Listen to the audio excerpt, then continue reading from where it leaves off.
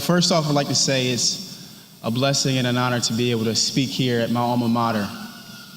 Ever since my mom was killed, I've always used this hashtag on my social media. I say, can't let moms down. As I travel, people see that and they say, Chris, you know what? I want you to know you're making your mom proud. And as I stand before you today, speaking to my alma mater, the place where my sister graduated, my sister-in-law is about to graduate, my brother's going to graduate from, the place where my mom and father taught at, the place where my mother poured her heart into. I know for a fact that right here, as I'm standing up here today, that I'm making her proud.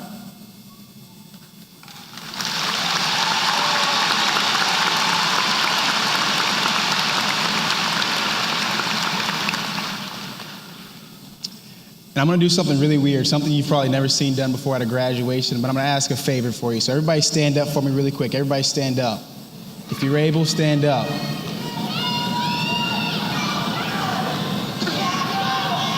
All right. Now give somebody a hug that looks different than you and tell them that you love them.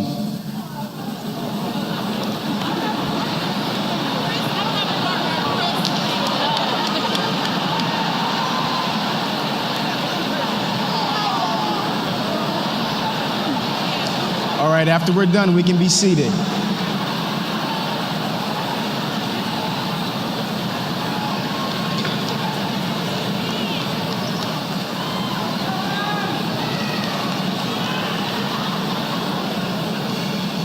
A lot of love in here. I love it.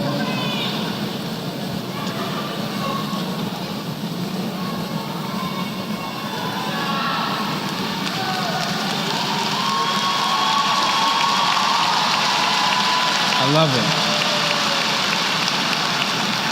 Now, guys, there's two reasons why I do that at every single talk I'm giving. It doesn't matter if you're 7 years old, 17, or 77. I think somebody in here needed that hug just now. You see, my sister walked across that stage without her parents. My brother's going to do the same. I know somebody in here is probably missing somebody, wishing they can see you walk across that stage. And there's a study that says 16.2 million people in the U.S. are struggling with depression.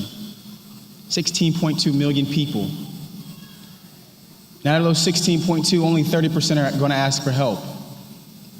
So it left me thinking, where's the other 70%? Where are those people that are struggling and don't say a word about it? I think they're in our classrooms.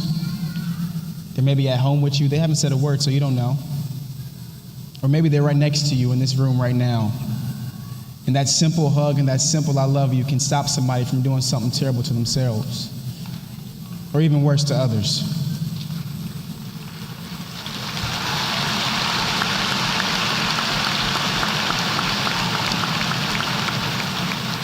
Guys, the second reason why I do that is because my mom was taken away from me because somebody was misled and mistaught to hate people that look like me.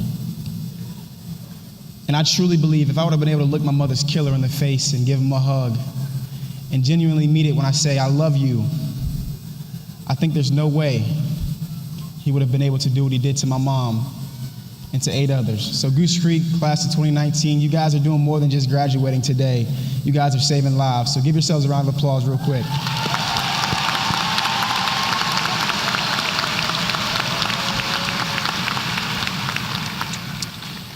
I was thinking about what I would say to you guys, and I'm not too much older than you, so I don't think I have so much wisdom, but I was thinking about all the things I forgot about already from high school.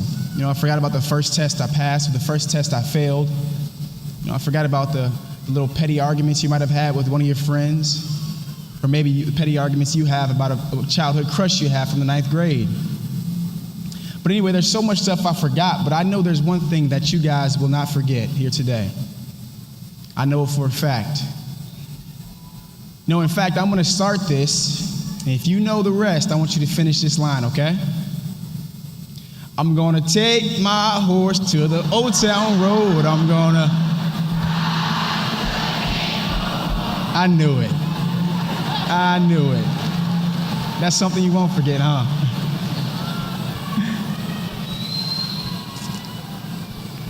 Guys, all jokes aside, I think each and every one of you in this room right now is going to be able to make change.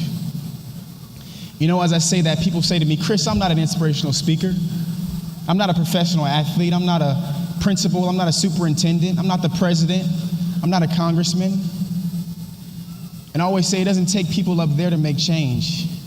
It's up to each and every one of us in this room right here today. And when I say that, I always like to share this story with them. A story by a lady named Lauren Isley. And the story means so much to me because it doesn't matter if you're big or small. Every single person sitting in that chair right now next to you is able to make change. And so the story is about this little kid saving starfish. And so the kid and his father, they lived on the beach their whole life. And as we know, in South Carolina, the hurricanes are terrible. And with a hurricane, the waves can get up to like 30, 35 feet. So the waves came, they washed up on the shore, they tore up the shore, tore up their house. It was all messed up. It was all beat up. And this kid and his father, they returned back to their house and they're walking along this beach. And as they're walking, there's thousands of starfish along this beach, thousands of them.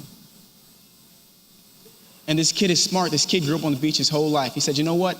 If I let these starfish stay outside the water too long, they're going to dry up and they're going to die.